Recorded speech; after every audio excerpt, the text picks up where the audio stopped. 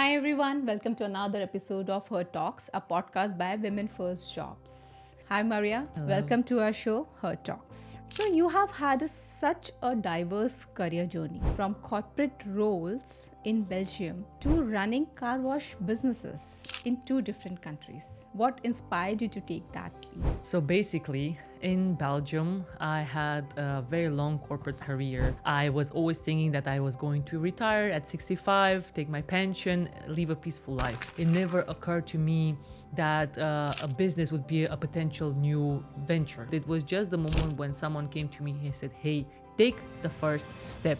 You will never regret it. Car wash is not a career which will bring the growth. So then I started thinking about personal branding because I said, if people will trust me, they will easier buy from me than from someone else. And how your team actually take you as a leader, especially when it is entirely a male-dominated team members, I can say. And do they take you seriously? I need to focus on the positives, on the business development, on proving to the people wrong. Whoever challenged me, they'll see that they were wrong. Every time I post, I speak about the reality. I don't like fluff. I want to challenge perceptions. And everyone who reads my post says, oh, you are so inspiring. I learned from you so much. You have the courage to stand out and to showcase yourself and to bring visibility to this. Hi everyone, welcome to another episode of Her Talks, a podcast by Women First Jobs. Thank you so much for showing all the love and engagement on our videos, on our posts. Please keep on showing this love so that we will keep on bringing the new guests to our show. We have someone very amazing, inspiring, and truly a person who really creating her mark in the male dominating industry. So let's all welcome Maria. Hi Maria. Hello. Welcome to our show, Her Talks. Thank you. So you have had such a diverse career journey from corporate roles in Belgium to running car wash businesses in two different countries. What inspired you to take that leap? Thank you so much for the question. So basically, in Belgium, I had a very long corporate career. I was always thinking that I was going to retire at 65, take my pension, live a peaceful life.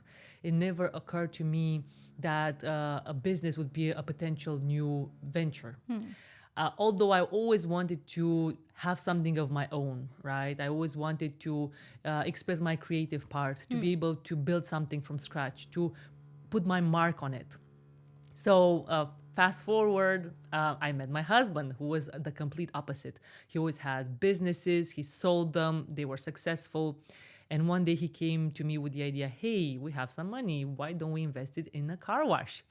Of course, at first I was a bit skeptical because I had never built a business. I didn't know what comes with it.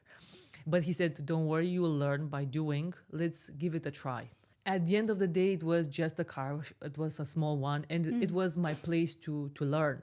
So in that moment, I was thinking, okay, I have all this money aside. I want to take a risk. I want to see what works for me beyond the corporate. If I can make it successful, fine. If not, again, I can sell it. I can get the money back. The leap came from a place of needing something else for myself. I always wanted to see how far I can go in terms of sales, business development, how I can build something and make it successful, and see also the complex processes that go with it, how it is to run a business in terms of like everything, right? Irrespective of the business, you need to know how to run it. Absolutely. You need to learn leadership and everything that goes with that. So although I didn't know how to clean cars, and I don't know that either today, right? But I wanted to make sure that I learn how to build and grow any sort of business.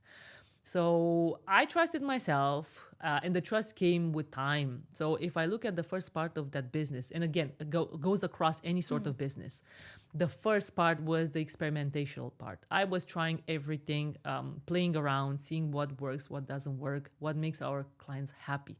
And I was building on top of that. I was learning how to create better products, better packages, what other, how should I say, opportunities there are in the market, and tap into those.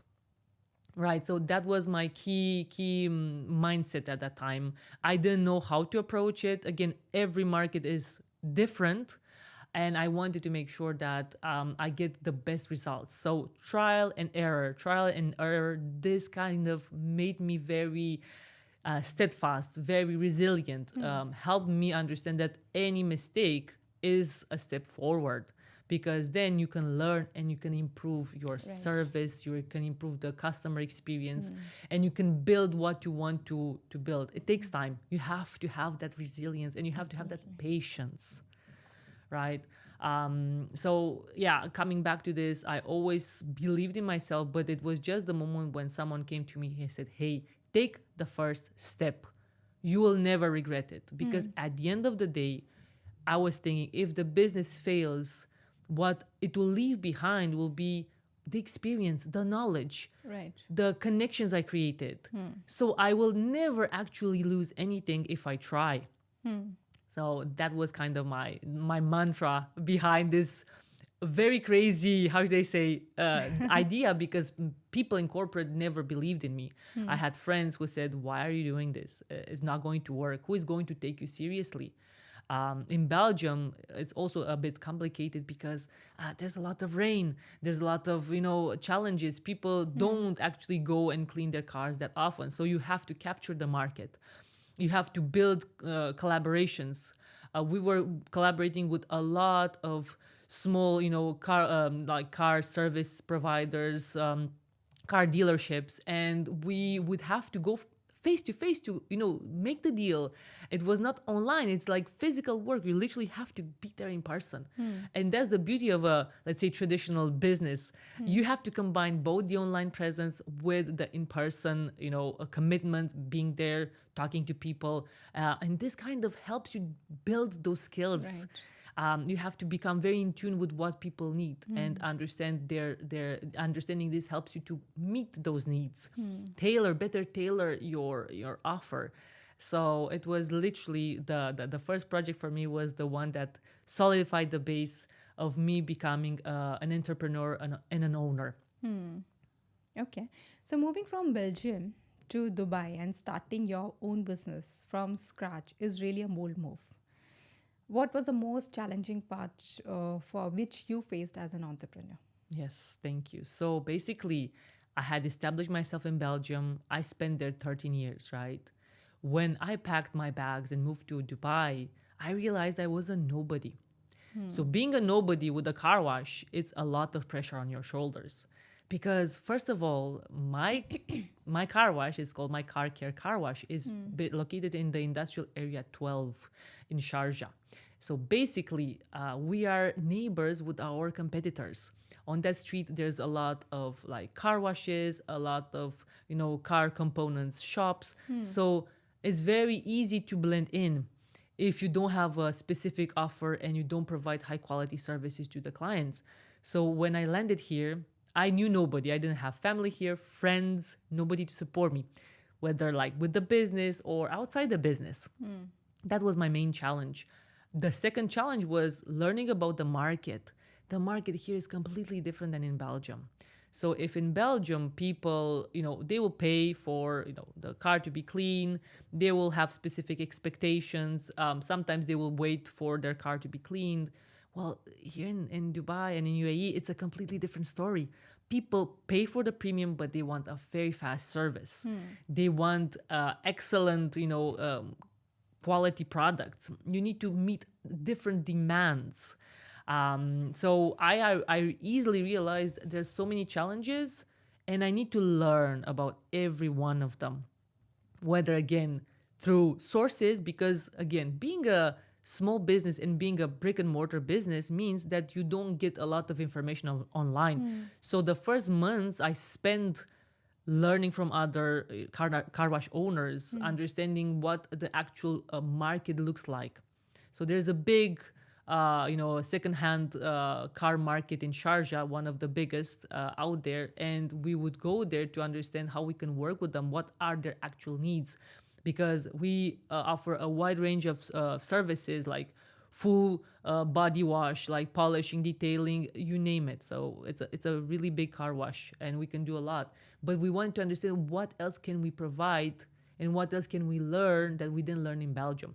So there was a huge knowledge gap we needed to learn from very fast and adapt, right? And adapt to what the mindset of the client is. For example, another huge challenge here was the fact that people don't trust you if you're a newcomer. If you don't have a strong way to convince people, it will not work. In Belgium, I was doing like detailing for supercars. Well, in Dubai, it never happened yet because people don't trust you. They don't want you to, damage their cars. They want to make sure that whenever you take care of their cars, it will happen in a good way. So then what happened? We had to start building strategic relationships with specific car owners and prove to them that we can do it. And after the first phase, we slowly ended supporting these clients as well. But the first 3 months were like chaos. I was thinking maybe it will not work because whatever I learned, I have to unlearn and relearn. Absolutely. And people need to trust you. So we were going to, high-end clients and proving to them like, listen, we did this in Belgium. I can showcase you. You can even contact those people if you want to show that we were doing a good job. And we slowly managed to get on their radar and then, getting the bookings in and, and taking care of that one as well. So the pace was different. The requirements were different. And we keep on learning because, again, even the weather doesn't help. If in Belgium we were struggling with rain, here we struggle with sand and with heat. So there's different ways of tackling those problems. And again, getting to that level takes time and also a lot of time and money investment. As I said, I'm always relying on myself and I want to keep on doing that. And that means that, of course, the way in which we rebrand the car wash and we improve the service takes a bit of a slower pace, which is fine because I want to count on my own resources to do that. It brings me so much satisfaction, to make sure that it's mine, right? Whatever I do is from my own. If I have some profit, I reinvest it in the business. It helps me, build even my own personal belief that I can do it. I rely on others to do the job, but when it comes to finances, I want to, keep control of that. Again, another challenge that we had to keep in mind at the beginning. But Maria, many people think that car wash is not a career which will bring the growth, right? So how do you see the potential and opportunity in this business? Definitely. So many people have a misconception about car washes because they are the traditional businesses like bakeries or barbershops that have a limited, a finite number of clients that they can reach. However, if you look at Dubai, there are so many opportunities to scale, whether it's about buying new car wash places or becoming more creative and supporting clients by offering the service on site at home. That's where you need to start thinking about the long-term strategy. You can definitely make a career out of it, but you need to be on top of it, meaning that if you look at it in a traditional way, you'll have traditional results.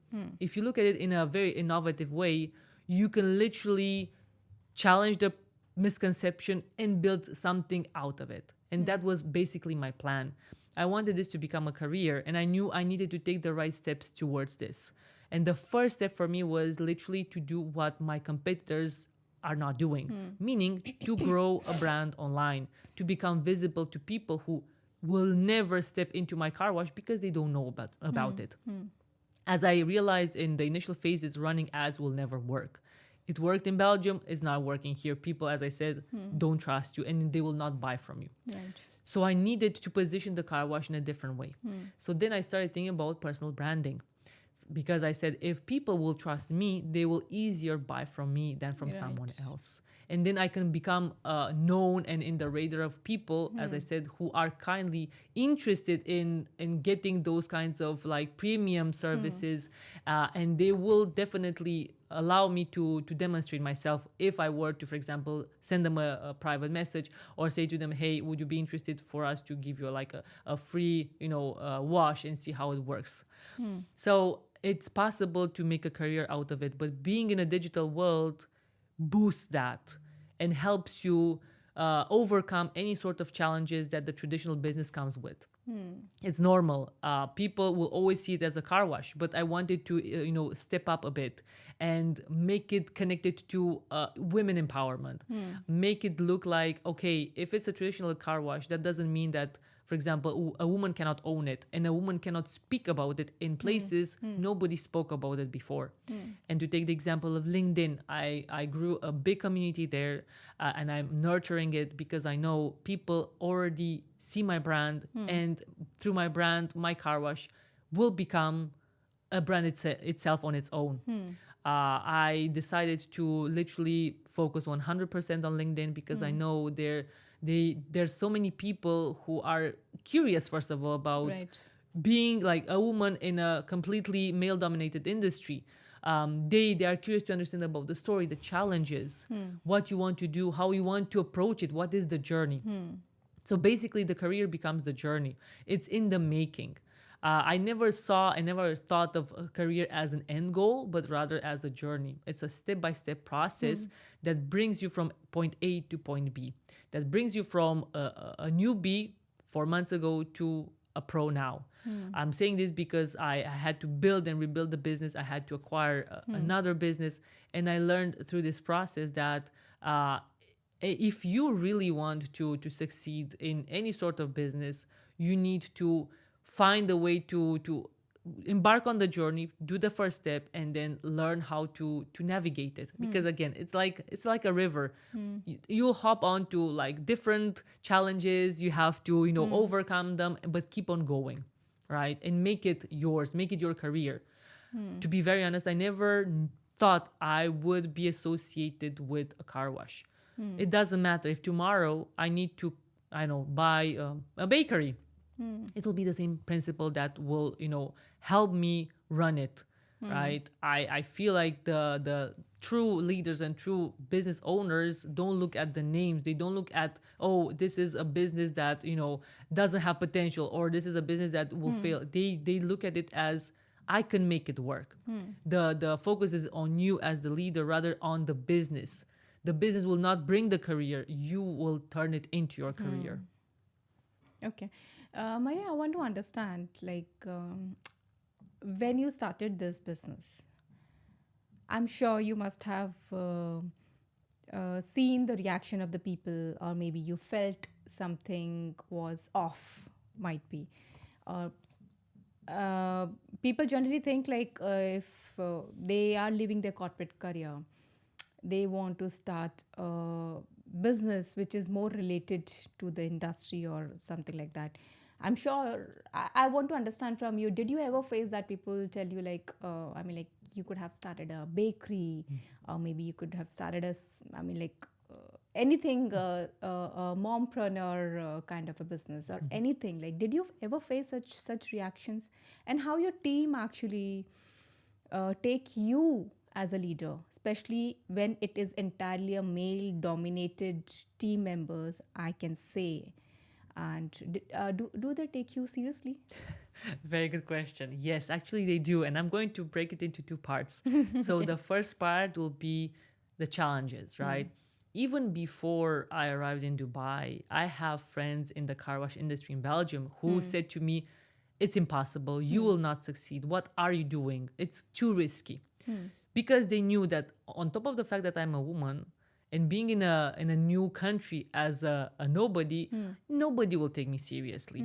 They will always say to me, why don't you do this? Why don't you do that? Or they'll think, oh, this is just her hobby, or she wants to just demonstrate herself, but she will never succeed. So I had so many layers of challenges back in Belgium as well as here. And to give you an example, I mean, in the early stages of my journey here, I was thinking that I need to meet a lot of people and I need to talk to them about my business because that's the only way in which they can see who I am and they can trust me, and hopefully we can collaborate. So then I started going to networking events and I was meeting a lot of people. I was doing this weekly. And again, here I'm going to briefly comment on the incident that happened at one of these networking events. So basically, I was there in a networking event that was kind of a speed networking. Every 5 minutes, someone will come in front of you. You would present your business. And then again, a lady came in front of me. She started challenging my business. She started kind of mocking it, laughing at it. And that was a moment where I literally felt that everyone could tear apart my business, everyone who can hear about it. It was a very, how do you say, hard moment for me, because I said, if nobody takes me seriously, even in a networking event, imagine later on, what will happen to my business? It was hurtful. I didn't know at first how to cope with it, because I said, of course, all my money is in the business. If I listen to everyone coming to me and saying, oh, this is a bad idea, you will not succeed. Look, you are in the middle of other 10, 20 car washes in Sharjah. You're not even in Dubai. What are you doing? And then all these thoughts flooded my brain. I said, you know what? Stop it. It's not going to happen. You can do it. If there's anyone who can turn this business around, it's you, Maria. And I said, forget it.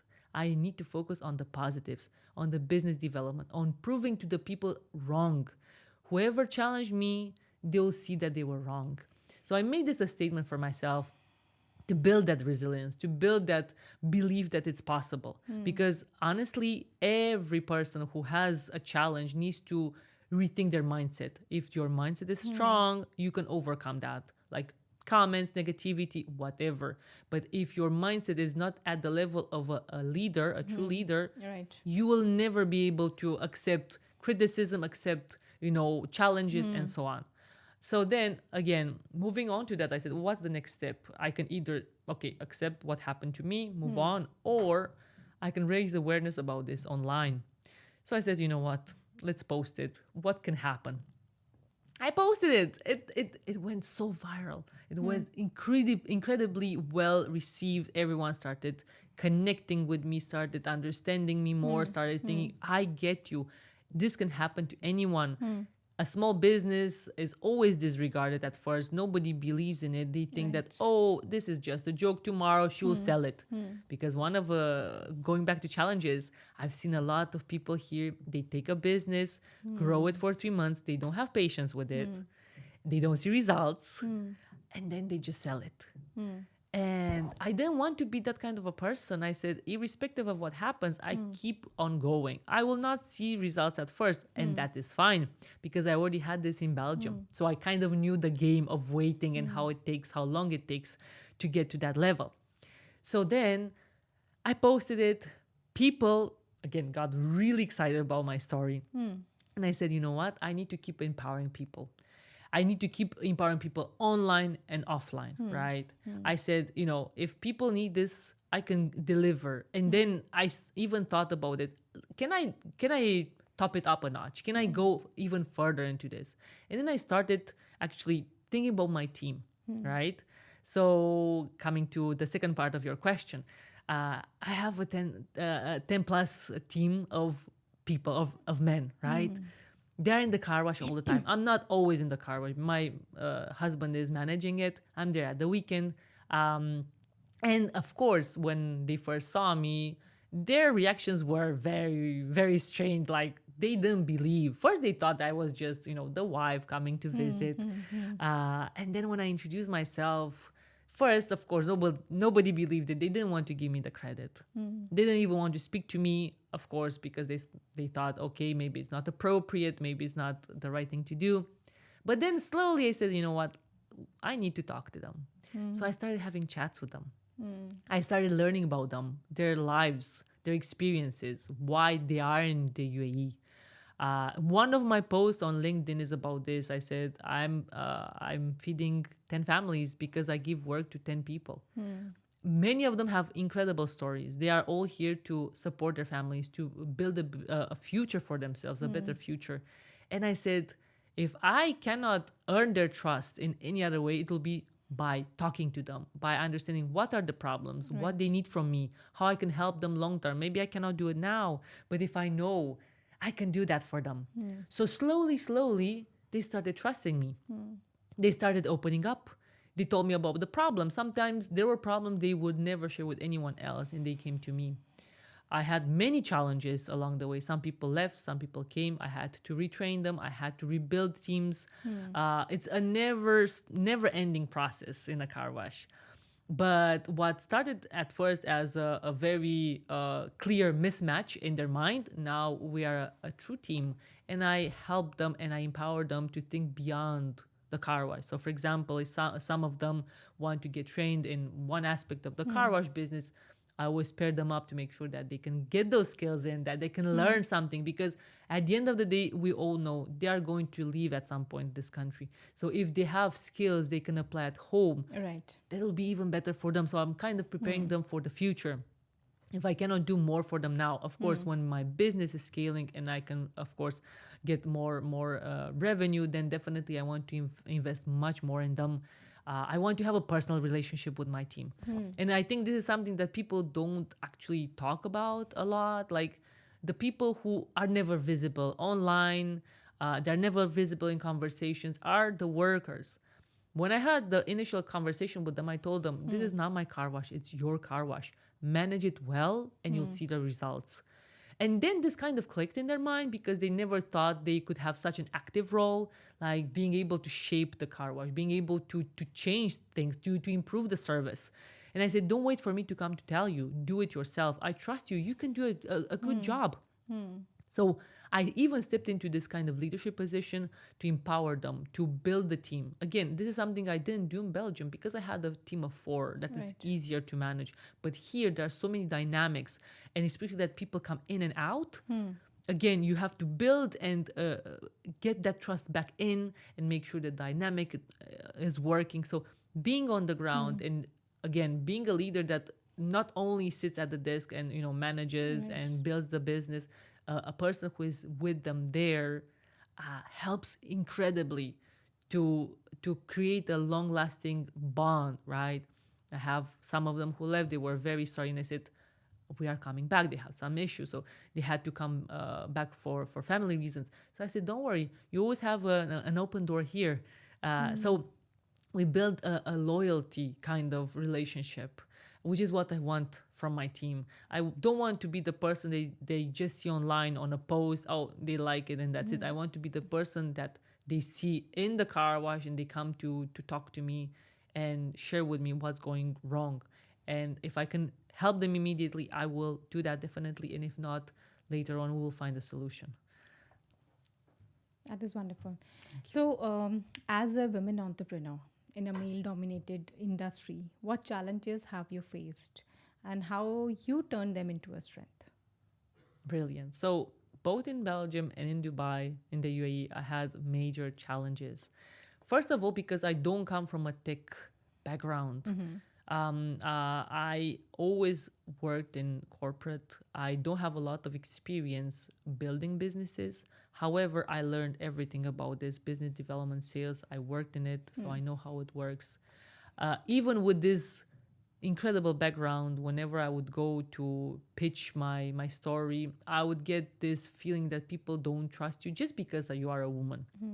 The challenge was, first of all, that people think, oh no, maybe you will do it wrong, maybe you don't know what you're talking about, because they don't see a lot of female entrepreneurs, especially in this male dominated industry. I had tough conversations with them. I had to challenge them, and I say, hey, just because I'm a woman, that doesn't mean I don't know. Let me prove you what I can do. So I needed to kind of open their eyes as well towards the fact that they have this unconscious bias they have created without actually the substantial information. Because at the end of the day, I even asked them, how many times have you dealt with a woman who is a leader? And they said, well, no, it's first time. I said, you see, try it first and then tell me that it doesn't work. Right. I had to have very, very candid conversations. And I was prepared for them because I knew from day one I will be challenged. People will not give me opportunities. I'll have to go around and, double down on my efforts. I knew that. Whatever someone is doing, I had to double down in knowledge, in expertise, in products. That's why I have to be careful with everything I do. At every step of my car wash, I need to make sure that it's perfect. Because if I fail, they'll say, oh, but she's a lady. Of course, we expected that to happen. So I'm trying to break the bias at every level, whether it's the way I manage the car wash, the products we use, how we take care of the clients. That's why I invest a lot in the mindset of my workers, because they are my eyes and ears on the ground. They are my hands. They do the work for me. So if I make sure that they are doing a good job, that also positively reflects on me as a person and as a leader. But those challenges didn't stop me. I never felt that, oh, this is a challenge. I felt, okay, it's an opportunity for me to change their mindset. It's an opportunity for me to educate them about the value of diversity in these places. It's fine for you to have as I said, a bias, but it's not fine for me to allow you to continue with that bias and not helping you to get out of it, because they don't come from a place of like meanness, or it's just the fact that it's unusual. Right. So bringing awareness across conversations, networking events, my posts on LinkedIn helps me build the trust that women should be invited to the table. Women should be more present, right? And that's something that I took on myself, like kind of an extra responsibility to educate people, to help people understand that as a woman, you will have those challenges. So if you can help them, if you can champion for them, if you can open those doors for them, please do that. Don't hesitate. Right. And trust them. Give them that trust upfront, because they are already under so much pressure. They have already a lot on their plate. And on top of that, if they don't feel this openness, they will withdraw. I speak to many people all the time. They tell me, I don't have the strength to do it. I cannot face people and look them in the eye and they say to me, no. The fear of rejection is so hard on them that they don't even want to develop the business idea in the first place. So I said, you know what? I'm going to work on this. I'm going to work by talking to women on one hand to help them understand that actually you need to prove yourself. It doesn't matter if it doesn't work, if they look at you as if it's not your place to talk like that. And on the other hand, I'm going to speak to the business owners, to the people who run businesses, to make them understand that give opportunities to women. Help them get into those places where they can grow. Even if it's, okay, first a corporate job, it doesn't matter.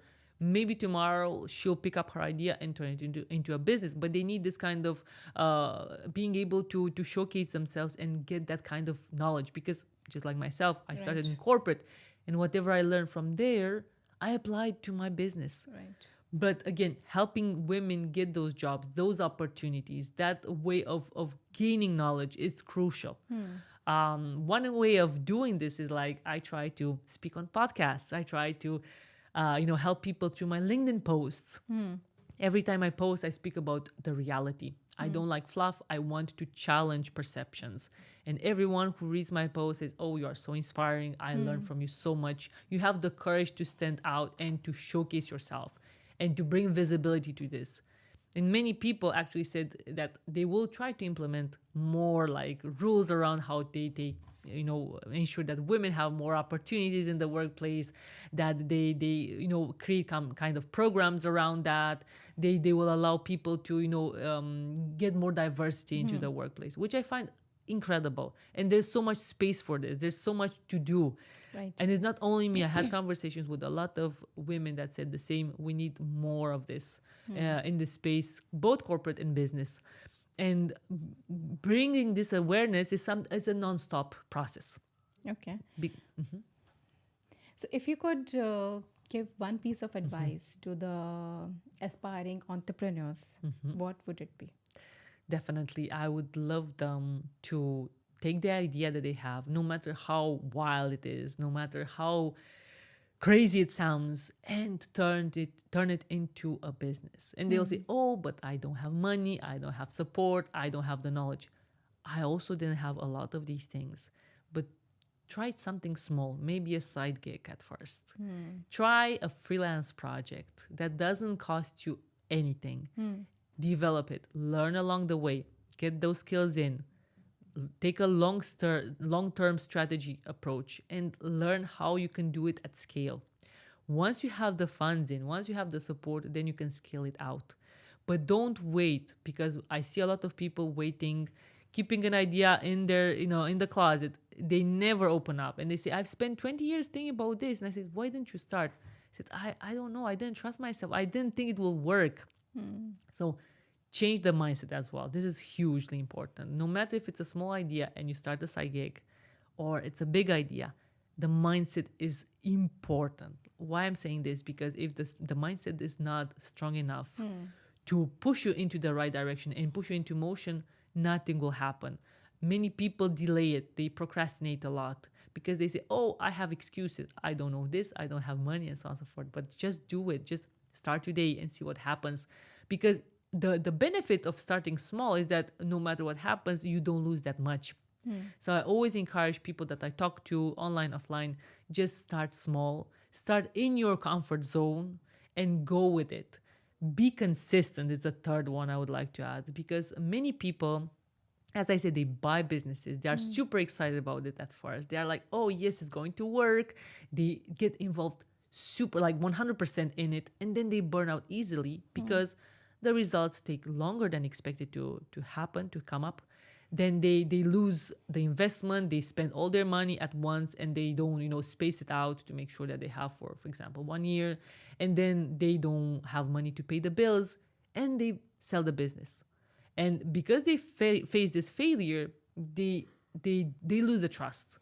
They completely say, no, this is not for me. I failed once. I'm going to fail again. So they, turn around. There's like a circle in this, and they never get out of this kind of mindset that they created for themselves based on the first failure. So consistency, irrespective of the results, it's key. Maybe it will take you 6 months to see results. I didn't have results in the first 4 months of my car wash, but I knew it's fine. As long as you don't put money out of your own pocket, you're okay. But you need to build that resilience. You need to build that strength that, it's fine. It's a process. A business is not like your corporate job. It will not pay you monthly. It will pay you, but it will take, that time. And you need to have faith. You have to believe in yourself. So that's why I'm saying, even before starting a business, build that mindset. Learn from the best. Get a mentor. Talk to people from business, because I've seen a lot of people from corporate talking to corporate people. Oh, I have an idea. I want to build it. They will never tell you the truth. They don't know the reality. Speak to business owners. Understand the business. Understand their challenges. Talk to them about the hard truth, the ugly face of the business. And then build the strength, build the muscle, and then go for it. Go for the run. Go for it. Don't wait. Thank you so much, Maria. I mean, this whole entire conversation was very inspiring. And you are an amazing leader, I would say. I myself got a lot of inspiration from you, actually. But thank you so much for coming and sharing your story with us. Thank it's you a so lovely, lovely to hear. Thank you so much. It was a pleasure. Thank you very much. Thank you.